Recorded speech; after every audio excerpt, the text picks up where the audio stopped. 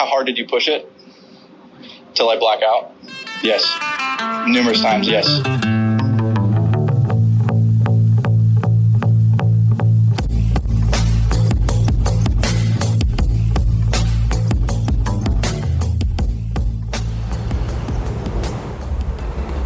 What's happening, MuniciPals? This is Big C and Ashton. We've got a very special guest this week. We say that a lot, but Kris is very special to us. She is one of the few women Bandon caddies out at Bandon Dunes. Married to a great guy named Matt, also caddies out at Bandon Dunes. Just power couple of caddies out at Bandon. We get to chat all things, everything, golf with her, what her experience has been like being a caddy in multiple different locations. It's just an absolutely great conversation, so enjoy that. Yeah, and we met Kris when we were actually at Coos Golf Club. We heard that she was the female club champion, and throughout getting to know her, you never know quite how to bring it up because I know for me, I was like, I heard she was a caddy. I was like, oh, wow. I feel like there's a lot of conversations to be had. And a lot of what we talk about is accessibility, right? And accessibility can mean $40 and, making sure that you can get it on the course and you feel comfortable. But I'm sure accessibility also means, when you walk to the first tee, that people aren't judging you. People aren't making assumptions. And I sort of asked Kris a question about that. And she's like, yeah. I've got a lot of stories about that throughout the years. So I really wanted to highlight some of that. And I think as for me and Kris, I think the big goal obviously in the future is one day where we get a caddy and it's not, is it a man, is it a woman? It's just that it's a caddy who loves golf. And that's kind of trying to bring visibility to this kind of conversation so that one day, hopefully, we can not have this conversation at all. So enjoy. Thanks for listening, and let's go. Yeah, so Kris, we'll let you tell the story, a little background behind yourself. How did you get into golf when you were a kid? What led you to then becoming a caddy in your later, life? Yeah, so basically, golf didn't come in the picture until my sophomore year in high school at Caddie, which is just south of Portland. My basketball was my first sport. It was my first love as a kid growing up in the Philippines. That's all we did. It was basketball all day, every day. Golf, my grandpa got me into it. My late grandfather, he was a member at a club, and he took me out there with him and my sister one day and fell in love with it, and the rest was history. So played high school golf my junior year and senior year, and my goal was to play basketball. I worked out with a JC team in Portland at Clackamas Community College, and that didn't happen, but golf came in the picture. Got a golf scholarship in golf over at Southwestern Oregon, which is in Coos Bay, and I left in 2007. I left Canby in 2007 after high school and been here ever since. I was actually just down in Canby. I played Willamette Valley down there. Really, really good course. And, I actually did fundraising with the Cougars, so I'm pretty familiar with all the schools down there. But so did you immediately, after college, did you start caddying in college when you went down there? I did. I started doing it part-time. So my coach at the time over at SWAC, her name is Marie Simons, actually. She is the director of golf, she's Jeff Simon's wife, basically. So couple of my girlfriends and guy friends at SWAC on the golf team, we decided, hey, let's go check out the caddy program. We took a couple classes and did the shadow loops, which you're required to do before going out there to work, and fell in love with it. And that's I started doing it part-time. So I would go over to Bandon to go practice or hit balls, and then we'll go. Did I lose you there? I think. No, you're good. No. So I started doing it part-time, a couple days during the week, and then it became a normal thing, full-time job during the summer. That's awesome. And then, after college was all said and done, did you just decide, did you meet Matt while you were out there? I met Matt, yeah. So that was back in 2011, I believe. So I had my son shortly after kind of my sophomore year at SWAG, Aiden, and Matt came in the picture, so he's been a huge part of our family. So he's been dad basically since then. But the goal was to go to Oregon State or to University of Oregon to be a Duck, but that didn't happen. Fortunately, Bandon Dunes was a big help, it was a great thing for me to be there, from, being young at 19 to 21 basically, and then now, we've done pretty well. So it's a great place to work for. Yeah, I mean, so if you guys don't know, Matt, her husband, is also a caddy out at Bandon. So kind of a cool story, couple out there. And one thing with the caddies that me and Ashton learned is, we were shocked at the, level of living that you guys can make while being caddies. I've always heard stories at country clubs and, certain really, really prestigious clubs that caddy, the level of money that caddies can make. And, just being loopers out at Bandon, I was blown away when Andre was telling us plus, we show up to Muni Madness, and I would say 90% of you were driving cars that were triple the cost of my car. So it was pretty cool to see that, and it's just awesome that people that are in love with the game can be able to not play the game but still be a part of it and make a really solid living doing that. Absolutely. It's a career choice too, right? If you love people, can get along with people, you love what you do, why not, right? And yeah, I love all of those things. I love hanging out with people. I love giving guys crap out there, or gals, and having a good time is always the first priority. That's the one thing. So, I've had two caddy experiences in my life now. One was at Pebble Beach, and then one was at Bandon. And they were both completely different caddy experiences. The Pebble Beach caddies were kind of all there to just literally do anything they can to please you, where the Bandon caddies were kind of the opposite.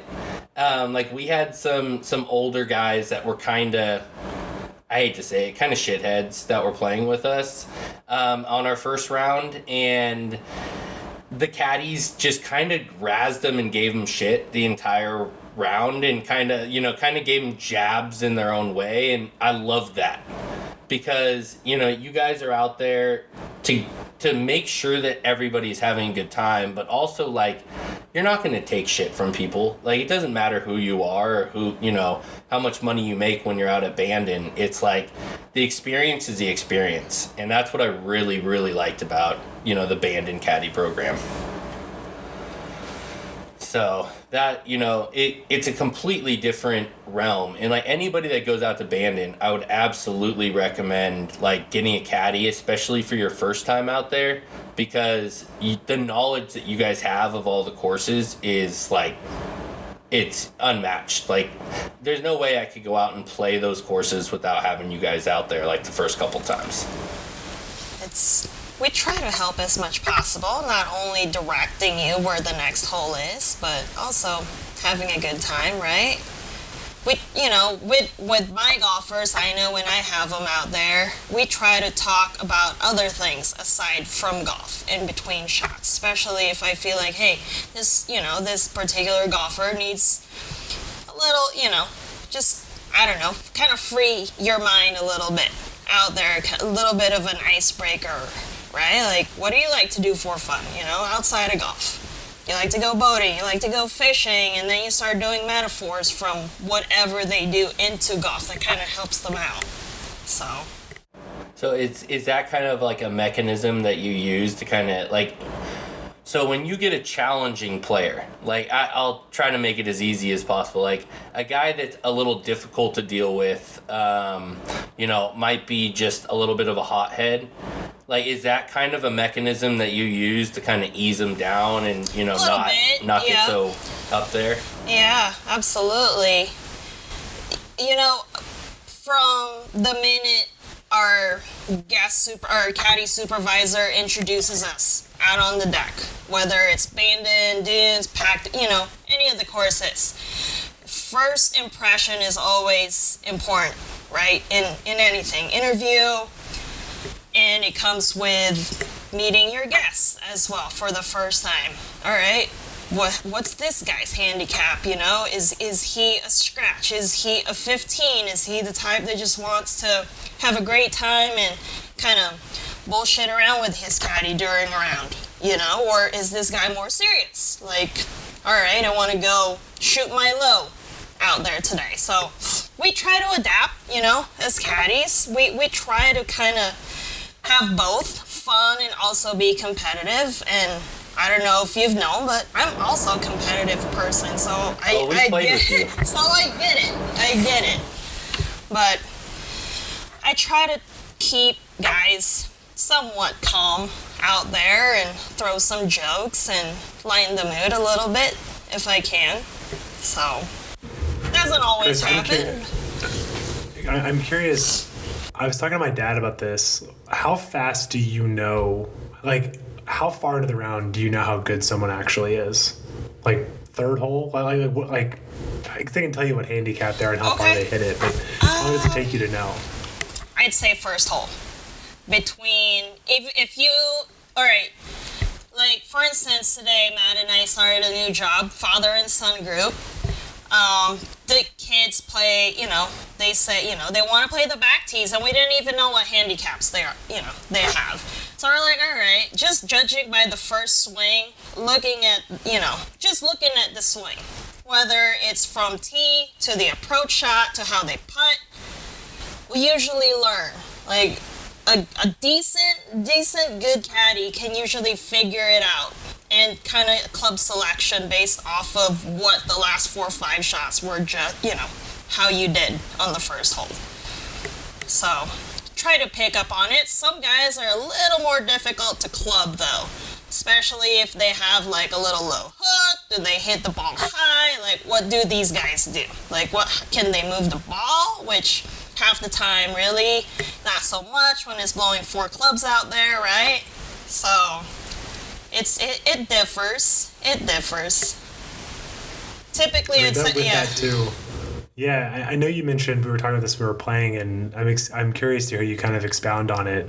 I think the one thing that, I've played golf in the wind for sure, but, like, you probably get this a lot, didn't really experience wind until you get to Bandon, like, you really experience it. So I'm curious for you, how do you deal with people, kind of the calibration around, like, hey, bro, I know you hit your 7-iron 170, but this is probably the right club on 110. Like, I imagine there's a lot of ego when you don't have that rapport yet. So how does that work? How does that work? I usually let you hit it the first few times you feel like you can. Like, like today, if I'm telling you, hey, pin is like 132, right? And it plays uphill into the wind. We gotta hit this like all of 160, maybe even 65, 70, right? Especially if you have a high ball flight and you're an upslope, like, let's take the extra. And some guys, like you're saying, maybe they're like, oh, I can hit my 8-iron 170, And I know at sea level, don't really see that. And even for a tour player out here, 170, that's still, that's still a little bit up there. But I'll let them figure it out. I'll let them say, oh, maybe I should have hit, a 7, or maybe even try to punch like a 6-iron up there. Yeah. Yeah. Same thing with trying to hit 60-degree wedges around the greens, right? Oh, hey, I recommend putting this, but if you prefer hitting your, lob wedge around the greens, and if you feel comfortable with it, then by all means do it until you start making the same repetitive mistakes. And then I'll pull you off of it slowly. Yeah.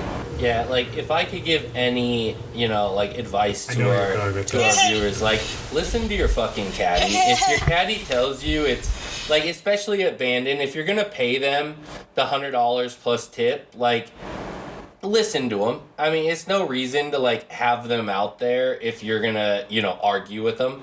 They know what the fuck they're doing. I mean, to be honest, we had a young caddy. We had Lucas out there with us. And he was absolutely great. He was super knowledgeable, gave us right reads on almost every shot. And, there were a few times that I was like, no, I'll do something else. And every time I went against his judgment, it went wrong. So it's just like, if I could give any advice, stick to what your caddy tells you and you're going to have a way better time out of Bandon. Like, it's not worth fighting because they're out there every day. The one thing I remember about that, though, the only frustration you had is and this is a strength of yours, you always play like less lofted clubs, like pitching wedge around. And for the first couple holes, Lucas kept hitting you 60 degrees and you were like, nah, dog, like that's not it. So it's funny we're like, that's a young calibrated bit there. Right. It's a young man game. And like, Chris is closer to our age where like we learned how to chip with a pitching wedge. Like really the like high degree wedges didn't come into play until like Phil and shit started bringing those in like the mid 2000s. So like nobody really had 60 degrees in their bag when I was 64 degrees in the bag. Yeah, 64s. I'm like, why would you even bring that to Bandon? Yeah. Like that, leave that at home. Don't bring it to Bandon. You don't need over a 58, and to be honest, you won't even pull that most of the time. So like, it's funny like talking to you because you would probably put people in the position of like, chip on with a 9-iron, chip on with a pitching wedge, or even like pull out a wood and like get a little bump and run going. Where like the younger caddy, as in like Lucas, was just like, yeah, flop it up there, tight lie, not an issue. And I'm like, maybe for you who grew up hitting like tight lie flops your entire life, like that's never been my game. So like me and him fought on that, but that was more just him not knowing my game at that point. It's all feel. Yeah, absolutely. I rarely pull out a 60, let alone, when I play with Matt at Bandon around the greens, I'll usually try and pull like a gap wedge. That's what I love to hit. And even he'll look at me sometimes like, man, like, why? Like, how? Like, how do you try and chip a gap wedge? And Matt is more, I'm going to chip an 8-iron and run it up there, or even he'll pull his hybrid out and putt with it. But it's just different mindset, different games, different feel. So we have to adjust. We have to adjust the golfers. But that's also the best thing about Bandon is like literally all styles of play can go out and play there. I mean, the courses are all open to any styles of play as long as you stick to your type of game and go with it. I think you'll have good success out there. Oh, absolutely. I had one of the kids today I was caddying for, and we're on the 18th at Pack, and we're finishing up the round, and he was like, holy crap, Chris. He's like, I've hit pretty much every club in the bag today. And I was like, absolutely. You never hit the same club all the time. It's not just a driver 9-iron or driver 9 wet, 60 onto the green. You gotta get creative out there. I mean, there was a lot of holes. I know. So, I mean, we played the biggest juxtaposition of like courses out at Bandon. Like we played the OG Bandon Dunes, and then we played Sheep Ranch. And it's like Sheep Ranch, if it's not blowing out there, you literally could pull driver on almost every single par 5 and par 4 and just blow it all over the place because it's just so wide open. There's really nowhere you can get in trouble. Where like you could find heavy fescue if you're blowing it all over the place at Bandon Dunes.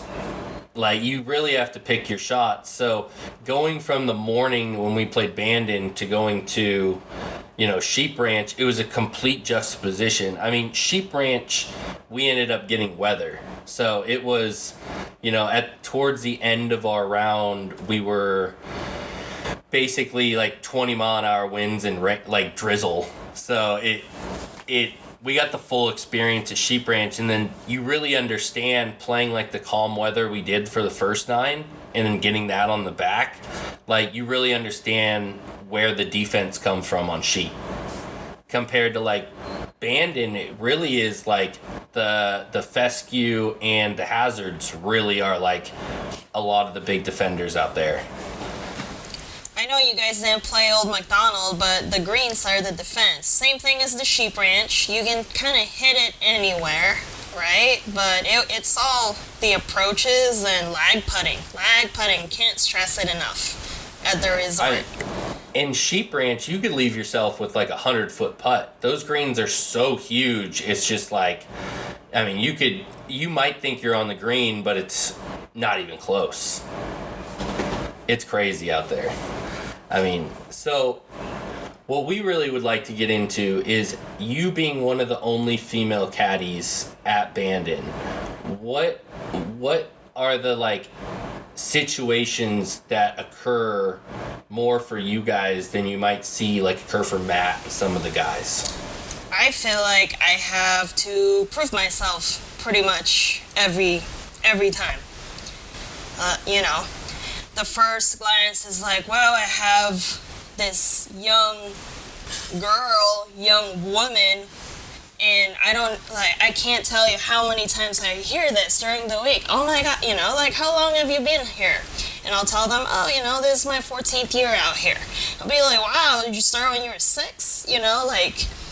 So it's proving, like, hey, like, I can tell it how it is. I'm not gonna beat around the bush.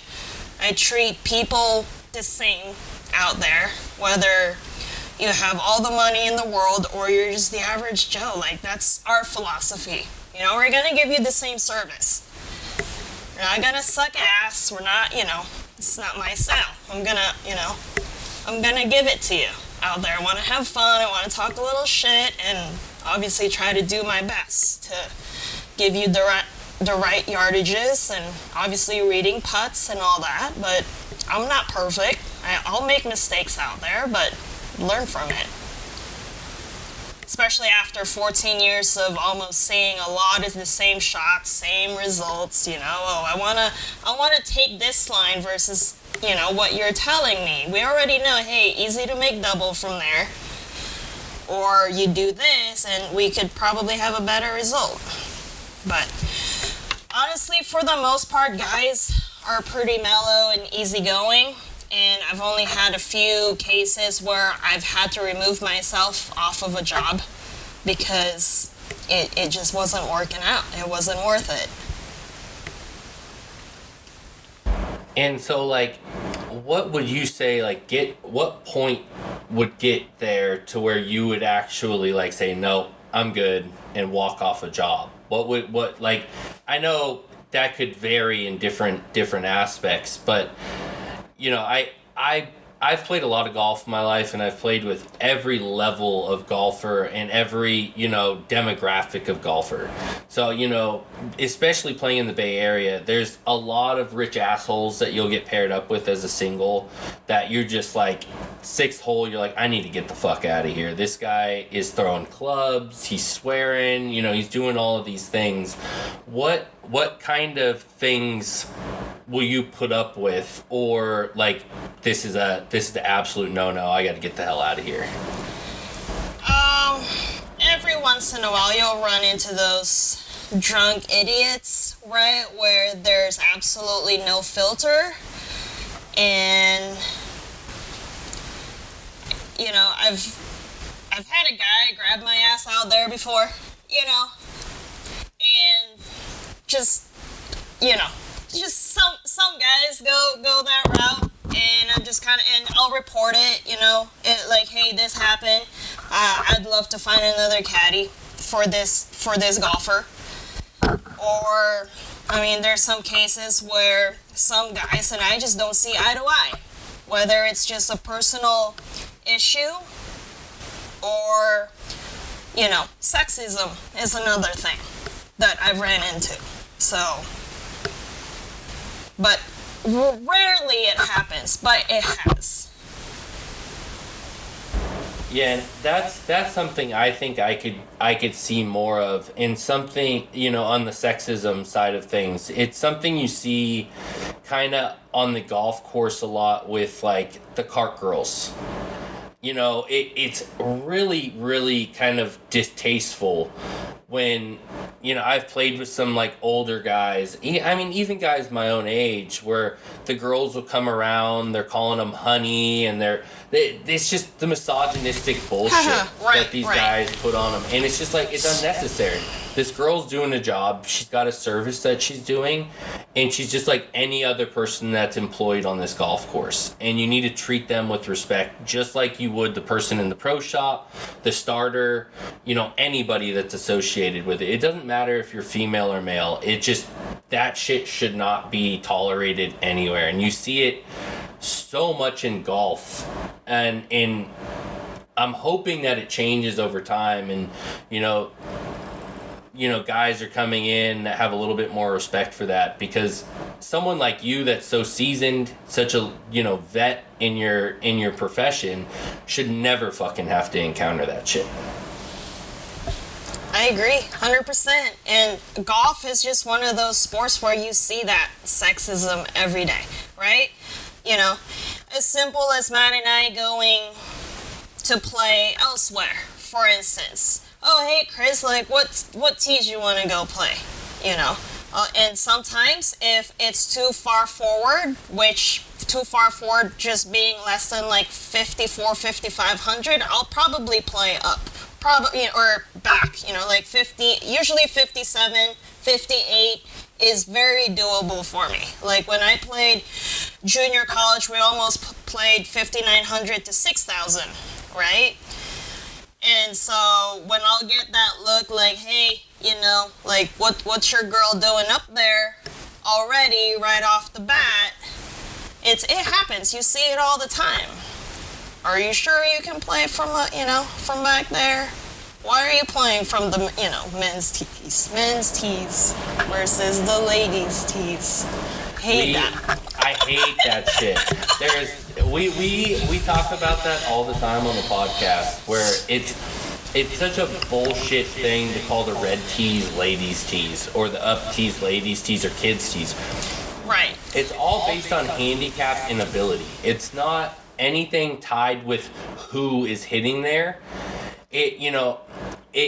That's another misogynistic thing about golf, is by calling it ladies' tees. It's not ladies' tees. I've been beat by many women from the same tees that I play from. I mean, it has no position in golf to tell somebody where they need to play based on, you know, who they are. It's based on your ability and handicap. And that's something we talked with Tron from No Laying Up with on the last podcast, is that, you know, those we think more golf courses should require you to submit some sort of handicap and demand you to play a specific tee based on your handicap. Just to kind of put people in place and let you know, like, hey, if you're a 23 handicap, you're playing from 5,400 yards. There's no reason you should be playing from the back tees. So, and I mean, that would help your guys' job immensely, because then you wouldn't have the ego-driven assholes that come out there and they're like, hit 200-yard drives from the back tees. Right. At the same time, though, I mean, a lot of caddies have had that conversations before, and even from your starter to starter, from every course, that just brings a whole nother, you know, you're just raising another part of politics there among people. Well, we're paying this much money to play whatever tees we want to, you know? So it's like, okay, well, fair enough, which they are. I mean, I'm sure you guys know, like, oh my god, or after maybe talking with Andre, like, oh my goodness, high season, you get a group that come here for a week, they decide, or even for 3-4 days between caddies alone and your lodging and everything. I mean, those expenses add up pretty quickly, you know. Well, we know. So, and you're gonna want to enjoy yourself and do whatever. As in, you want to play the back tees? All right, well, let's do it up, you know? I won't recommend it for 20 or 18, but if you want to do it, why not? It's funny that people have that philosophy, because, I mean, me and Ashton talk all the time. Like, that's not fun to us. Like, playing from the back tees and getting the shit beat out of you, like, that doesn't make me get excited at all. Like, going out and shooting a 90 from the back tees isn't as enjoyable. There's no fun in that. No, like, I would rather move up a tee and shoot, you know, in the 70s and have the time of my life. Like, absolutely. I'm not out there competing for the PGA Tour. I don't need, you know, there's no money on the line other than what I'm taking from Ashton. So, you know, it's kind of... At the preserve, yes. Yes. That's about it. I knew that one was coming. But like, yeah, it's just not enjoyable. Like, even when we went out to Coos, and you know, Coos isn't a long course, but like, we played the up tees, the one up tees with you guys and Andre and Paulo, and that was so much fun. Like, to just go out there and have an easier time, you know, and just enjoying the course. Absolutely. Well, and riding around in Paulo's badass cart, right? Oh, that little Yamaha thing that he drives around. It is the most. There is not a vehicle that fits a person more than that golf cart to Paulo. Oh man, yeah. Like, He pretty texted great. me a couple weeks ago. He's trying to buy like a little scooter motorcycle thing, which actually He might. got a He Vespa. bought it. He got like this little Vespa thing. So that actually may fit in even better. Yeah, it happened. Oh my God. It's pretty great. That's amazing. Only Paulo. Now all he needs to do is like fix a like little rack on the back so that he can put his golf clubs on it, and then he's got a one-man little scooter golf He's cart. got like his little horn, like he can beep, you know, and just kind of zoom around. It's great. It's amazing. There is no better people than Andre and Paulo, I swear. No, they've also been. I've been listening back to some other pods. I think they've gotten mentioned like 3 or 4 times in every single podcast since then. So we're also doing some. They're family. We're happy to do free ads for Coos Golf Club. Everyone should go play it. Absolutely. Yeah, I mean, we've only been able to experience that short time with them, and I mean, they instantly became best friends with me and Ash. Like, I'm curious. I have a couple kind of Bandon specific questions. One about the topic we're talking about, and kind of one more about Bandon as the course. So, I'm curious. Has Bandon done anything since you've been there? Like, I don't know how to ask this the right way, but like, do you feel like Bandon's been like supportive of you as a caddy, or like have they done anything to like create an environment where you as a woman feel comfortable? Not just like, hey, we're employing you. I know that much they don't even employ you, right? They're like, we're going to let you on the golf course. But have you seen them, or have they always feel like been an advocate of like, hey, we're going to actually go out of our way to make sure that you feel comfortable and supported. We want you to be here. Like, have you felt that from them? Oh, absolutely. I've felt like from caddy master to caddy master, obviously the one, Ken Brook before Vince Quattrochi, I feel like every single one, has been super supportive. If I ever had an issue with a golfer, which I've mentioned before, they were always there, like, oh, hey, Kris, like, are you okay? Like, what do we need to do? So in that sense, absolutely, they've been there 100%. And also, I was fortunate enough to go to Sand Valley 3 years ago, and when I took an assistant caddy master job out there, I got to know the Kaiser family pretty well. So I've developed a little, a relationship better with those guys, with Mike Jr., Chris Jr., and obviously seeing Mike Sr. out there as well with his family. it was really cool. So they've also been super supportive. They know my family. They know how long we've been here, so they appreciate it, and they show it. So, you talking about caddying out at Sand Valley, what was your difference in experience between caddying at Sand Valley and that resort compared to Bandon? Well, for one, I feel like obviously Bandon Dunes has the more experienced caddies, and we thrive on that. We take pride on that. And one of the reasons why I was brought over there and kind of got asked, hey, would you be interested, in being part of the caddy program, being an assistant caddy master, and kind of helping replicate, like the Bandon Dunes caddy, like how you guys do things over there. We'd like to emulate it, and obviously that's what we want to develop at Sand Valley. Because when I went over there, it's smaller caddy program. You have a lot of younger high school kids that are carrying bags from as young as 13 years old, for instance, just kind of wheeling a bag around, to obviously your older caddies that can drive golf carts around there and just carry one bag. So very, very young to the old are out there. So the caddies are driving golf carts? Yes. Just like a Bandon. Yeah. Yeah, I'm actually surprised because not enough, because there aren't enough caddies there when I was, So sometimes we're gonna have,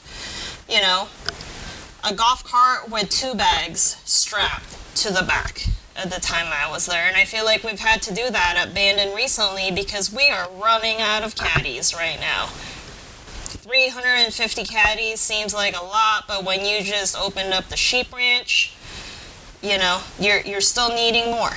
Supply and demand. We have more courses, we need more caddies, and housing is another big issue that we're fighting right now. Where are our new caddies going to stay? Because some are staying in hotels. It's really hard to find a place for some of them, so some are like staying in their cars and just finding, a campground or somewhere where they can park. It's pretty crazy, some of the things I've heard the last couple months. Well, and I just read an article that they're planning on opening 2 more courses out there. The 6th is, there's gonna be a new one they've talked about. It's been approved, which And then another short course is going to go in between the preserve and trails, is what I heard. Correct. If you've paid attention, you didn't get to play trails, did you?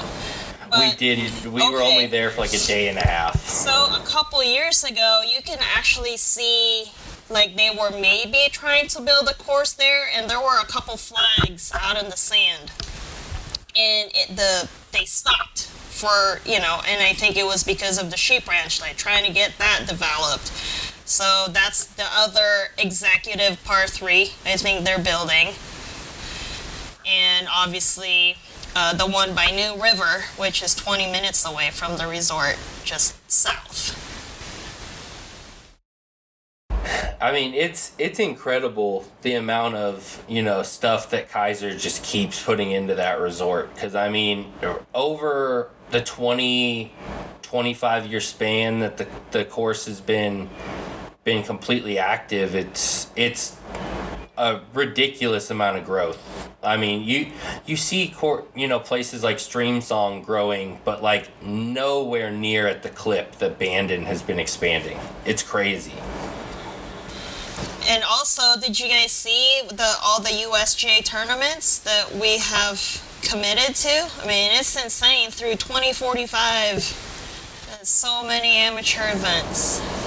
That's incredible too for caddies. Yeah. That's a great segue there. Do a lot of the amateurs or anybody that attends USGA events, do they tend to bring caddies with them, or do they rely more on the local caddies? I would say they like to bring their own, whether it's family, relative. For instance, if you paid attention to the USAM, you saw a lot of fathers or brothers or uncles that were looping. And then obviously we had, I think around I thought 40 was the number, but I may be wrong. I think we had 40 of our own that were caddying in the event.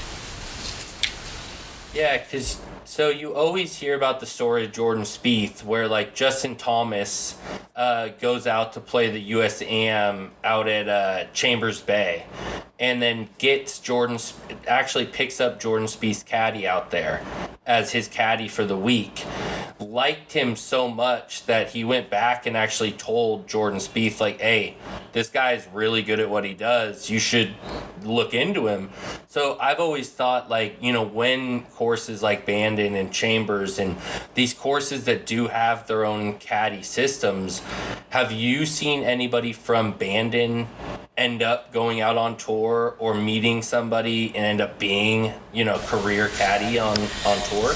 Absolutely. Our buddy Bryson, Tim Tucker is a local Bandon Dunes caddy, ended up being in Bryson's bag until recently, and then... This sucks. And then, this driver sucks. This driver let me down. And my another friend, Joe Cruz, actually is on Adam Hadwin's bag from Canada. So I believe he lives in Florida right now. So he's another good friend. That's awesome. That's good to hear. Because you guys being career caddies, that's kind of where I would go. Everybody wants to have like the Dustin Johnson kind of thing, or his brother is his caddy and everything. But the experience that you guys get within the time that you have at Bandon and the change of weather, the difference in courses, all of that, like I would assume like Bandon caddies would definitely be a sought after thing for a lot of pros. Oh, absolutely. And I know for a fact some of the other veteran caddies, they feel like it's the gateway of, hey, this could be my big shot. If you land someone, you get lucky. With the blind draw, like, oh, wow, look at this kid, this young stud that maybe you can do something with in that event for 4 days, for a week, But it's a long week. I've done events like the U.S. Pub Links a few years ago and like the U.S. 4-ball, and it's a mental grind. It's not easy. And imagine just those tour guys, right? Like with their caddy, for instance, like Tim Tucker. Oh my goodness, I've had conversations with him before, and he's just like, oh my goodness, like, why am I doing this? Well, Tim, also, hey, there's big dollar signs as well next to that job, right? He was there for the U.S. Open, so, that check couldn't have been small. Yeah, I think he's done pretty well for himself. But we all know Bryson couldn't have been easy. Like that guy had to have been. No, we know. We can just say it. Because I even know they were talking on Shotgun Start. Think about all the times Bryson's like banging balls like 11:30. Like Tim probably like, dude, I just want to go to bed. Right? Man. Exactly. It's every time. Yeah. Right? It's like every single time. Like we know he's a lunatic, but I think that we've heard all the points, but it's like you don't walk off of a top 5 player bag. You don't do that. But you do if they're a total fucking maniac, right? Crazy. Well, Kris, speaking of crazy, I was thinking, I've just thought to ask you this. I know that obviously one of the biggest storylines was one of the Bandon caddies. I think it was Segunda Oliva Pinto, the guy who touched the sand. That was the player. I'm not asking for an insider story, but I can imagine for y'all as Bandon caddies, one of those moments around like, oh my God, I can't believe that happened. What was your perspective on all that? Well, my first thought, Matt and I were watching it, in our living room, sitting on the couch, watching this thing kind of unfold. And so this very second, he jumps in there, I was like, oh my God. Wait a second, I don't think he's supposed to be in the sand. And this was even before he decided to touch the sand. He just jumped in. And then we watch him do his thing there. and Matt and I looked at each other like, oh my gosh, like, I'm like, he's done. Like, that's it. Like, that's the match right there. And my first thought was, hey, everyone gets caught up in the heat of the moment, right? You want to try and do everything you can for your golfer, those competitions, to try and help them out. And I think it was just one of those mental laps, is what I keep saying. Like, it was poor judgment. He didn't realize what he was doing that very exact second.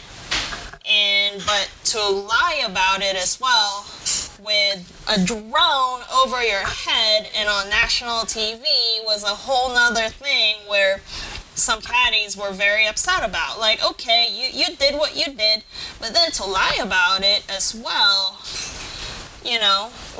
wasn't cool for a lot of caddies. No, and yeah, I mean, it almost made him into the Patrick Reed of caddies. It's just like, and it's almost like, who's gonna hire you again if, like, you can't even own up to your mistake that you made. It's just, it's baffling there. It's. I think he was not that this matters a ton, but I think if I remember hearing right, Chris, he had only been doing it for like 2 or 3 months. He was a seasonal caddy, right? He wasn't like someone like you. I thought he was brand new from what I heard. Like, he was there for maybe 3 months. And then the event, obviously, anyone can sign up for it. Unfortunately, you didn't have a lot of your core veteran caddies, during that time, and they decided to opt out of that event because of all the COVID testing that they were doing, and also living in a bubble for over a week. So were they putting caddies up at the resort for that? No, I think all they said was caddies were going to get tested.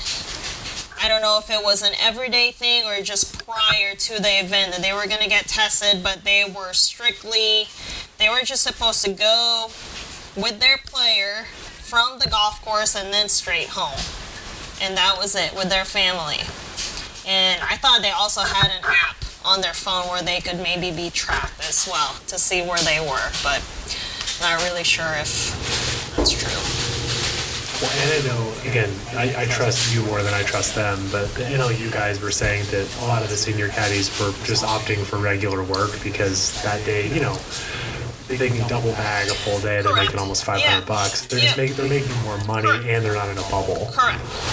Yeah. So on a financial business aspect, it was very lucrative for our veteran caddies to just stick with normal guests, to keep doing what we've been doing.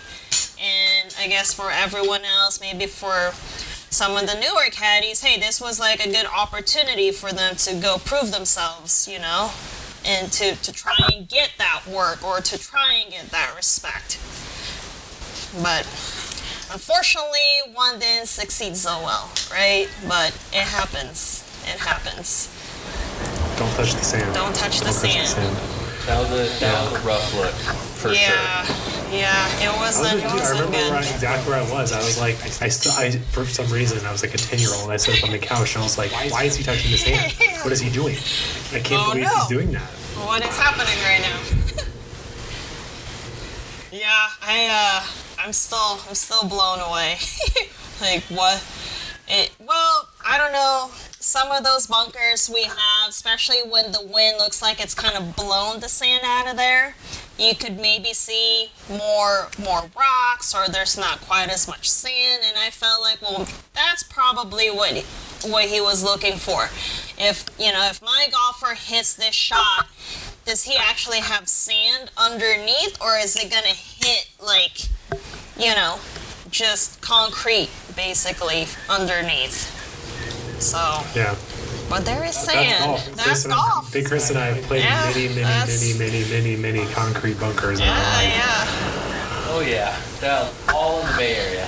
They're frequent out there. And Coos Golf Club has filled in their bunkers. We can drive by, shoot. Yeah, the forest and the bunkers at Coos Golf Club. We'll all jump into that, Andre.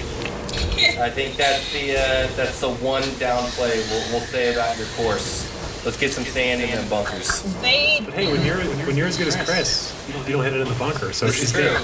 That was the thing that I heard from the old super. He's like, well, maybe just don't hit it in the bunker next time. My thought is, hey, I'm already being penalized, being in a bunker. I'm still trying to hit the shot that I know I can try and hit. It shouldn't, shoot out of a 60-degree, 50 yards on the other side either at the same time. It's gotta have sand.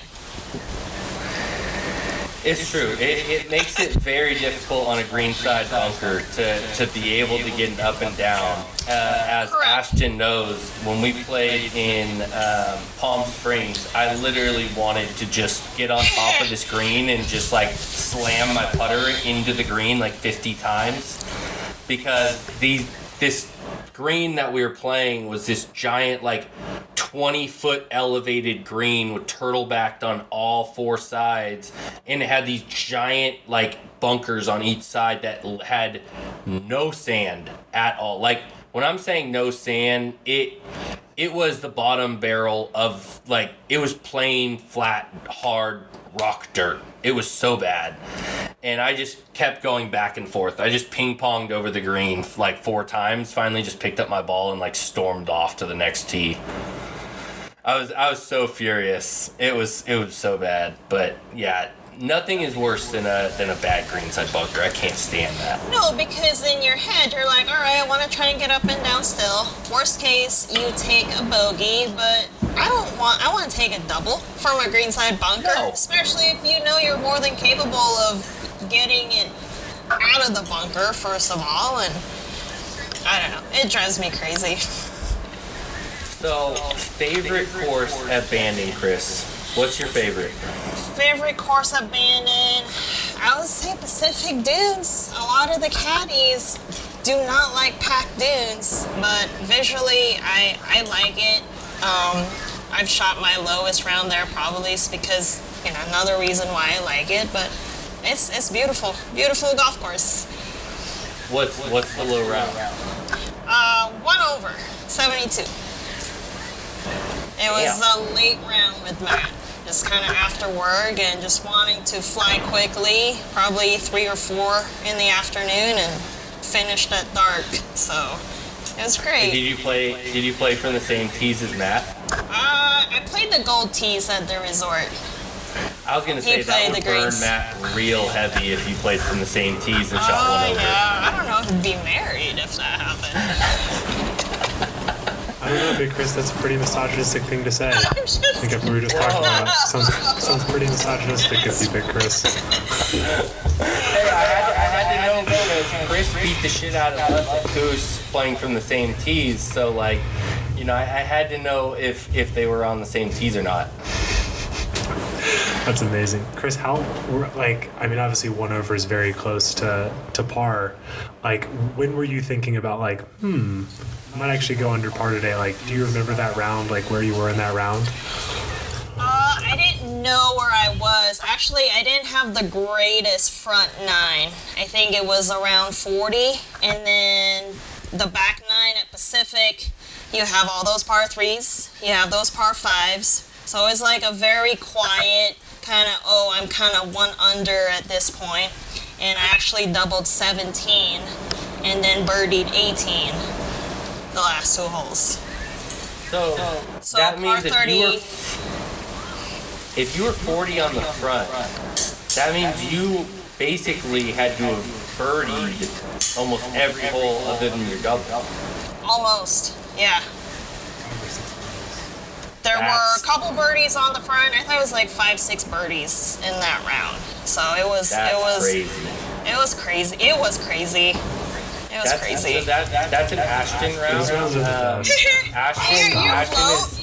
You don't think about it. You're just kind of, all right. I hit a fairway. Let's try to hit the green and go from there. Kind of. Ashton's known for all bogeys and birdie rounds. Yeah. Well, Yeah. That's what I know I was that. talking to my I know dad those about rounds. this before we pressed record. In the last month, I was looking at my stats. I've been averaging like 4.5 birdies a round, but I've been shooting like 80 because I keep like blowing tee shots. Like I either make birdie or I hit it, or I hit it. If I can just get my driver and play, it just that's it. Yeah, I've been making like 4 or 5 birdies and shooting like 82. It's been brutal. So you miss tee shots off the tee, but you're able to recover though and get on the greens to make a bogey to save it, right? No, Is not that really. what you're saying, It's a lot. It's a lot of like bad tee shots equals double, but then I'll hit one like, and then on the next hole I'll stripe one and then hit a gap wedge to 6 feet and make it, and it's like I have a lot of bogey double, but Yeah, like a lot of double and then birdie. Like he'll go double a par 3. He'll blast one over the green on his tee shot.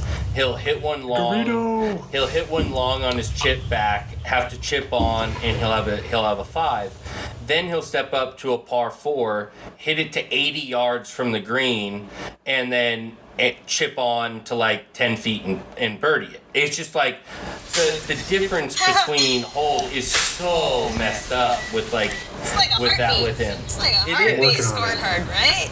Yeah. So I I'm call working it. on it. Yeah. So it's really funny where I'm kind of the opposite where, you know, I'm kind of like Jordan Spieth in that aspect where I spray my ball everywhere. And then, I mean, you saw with my punch shot at Coos out of the trees, hitting right. the flag stick on the fly. And He like, brings that up on every single podcast. I do. Like we were talking to someone, he's like, It was a proud moment. Hey, you know. can you take a 3-wood and go down to the shaft and then like punch it from 135? It's like, no, man, congratulations. That was a really great shot. I'm really proud of you. you know, it was great. And I relive that moment it was frequently. Pretty cool. Yeah. The sound of like plexiglass just almost like Ooh. shattering. Yeah. I'll not forget that in my head. No, that was pretty crazy, but yeah, it was a good time. So, you growing up in Canby, me living in Portland, your favorite course you played when you grew up, In Canby. I or loved just Portland around greater there. area? I loved Stone Creek, cause that's like my stomping grounds out there. Is Stone Creek, and the Pumpkin Ridge courses are also awesome. Stone Creek is so good. It's incredible. I love that, and I love Langdon Farms as well. I mean, that course is so good. I think Langdon came a little later though. Isn't think that more so. of a recently built? Yeah, I always feel like that course is overpriced for what it is. I That's don't the understand only why thing. they charge, what they do. $85 to play Langdon, like 96 with the cart. I was like, That's excuse insane. me? Yeah. You can Especially you can go to Bend, Oregon, and play amazing golf courses for half that price. Yeah. Like well, you just have so many choices in the Portland area. Like paying $96 to play That's there. ridiculous. For a 5-hour round, probably as well. They're at the or same more. rate as Pumpkin. Yeah, that's Like, and crazy. Nobody should be at Pumpkin's level. Like Pumpkin can be that way because of Tiger and their whole Correct. prestige Yeah. behind it. They're but pumpkin. yeah. And it's a little different when you're talking about Langdon. Like nobody knows. Like if I brought up Langdon to Ashton, the guys in the Bay Area, they don't know about Langdon Farms. Correct. Like there's Right? Where nobody's is that? bringing people in for $96. So I don't know. It's crazy. If you have the farm card, I've learned, right? Oh, Isn't that the what you farm said, card. Chris? Yep. That's right. Mm-hmm. I listen. See, I may be a moron, but at least I listen. No, there's deals to be had, but like there's so much good golf out here. There's no reason, and Stone Creek is phenomenal. We need to go So. play out there then next time Matt and Yeah. I are up north for sure. Yeah, please hit me up. I'd love that. I haven't played Stone Creek in like a year, so I need to get out there and play. So that's basically it, Chris. You know, we appreciate you coming on and chatting with us and getting to know, you know, about, you know, you being out there as a caddy in Bandon. I mean, it was awesome. For sure. Yeah, we enjoyed it. it's one thing. I think when me and Ashton met you, it was just like an exact like fit. We thought it would have been perfect to get a female perspective on caddying, and it's really cool to see, like, you know, you being one of the veterans out there. You got to be probably one of the people that have been out there the longest at this point. There's some guys that have been there since it first opened, 99, but not too far off. Getting up there, especially, I mean, all these amateur events. I was joking around with Matt. I was like, oh my gosh, we may be living down here on the coast for another, 10, 20 years now. Do you and Matt like see yourselves like being caddies career for the foreseeable future? Honestly, for me, I have a timeline I'd like to follow. So right now the goal is maybe for another couple years and transition into something else, whether it's back into management, either back at, staying in Bandon or Coos Bay, or moving elsewhere. So we'll see. Well, I hope you're not leaving the Pacific Northwest, because I definitely I love the am Northwest. stoked to hang out with you guys. So I should be down in July. I'm going to try to make it out there for the Coos Bay tournament that's at the end of July. Oh, the Coos Classic, right? Yeah. Coos Classic, perfect. Yeah. I told Andre I wanted to come down for that. So Is Ashton going to be your partner for that? Two-man best ball? I don't think he'll be able to make it. No, it's one of the tough parts. I'll be playing in a tournament with other buddies, but no, the drive for me down there will be 45 minutes, not 6.5 hours. It's very true. I'm gonna let Andre pick my partner. So There you go. So if you're not playing with Matt, or if Matt's not playing with you, maybe I'll take one of you guys. He might kill me. Well, give me one of the other caddies. You guys team me up. Actually, There we go. I do know one that is looking for a partner, believe it or not. So, yes, I'm in. I'll let Andre know, and he can, I'll let you know. So, Done. Yeah. I'm in. Perfect. Matchmaking on the podcast. There you go. Hey, there you go. All right, Kris. Well, tell Matt we said hello, and I can't wait to see you guys in a couple weeks. All right. Thank you, guys. Absolutely. Thanks, Kris. Bye. Take care. All right, you too. Bye.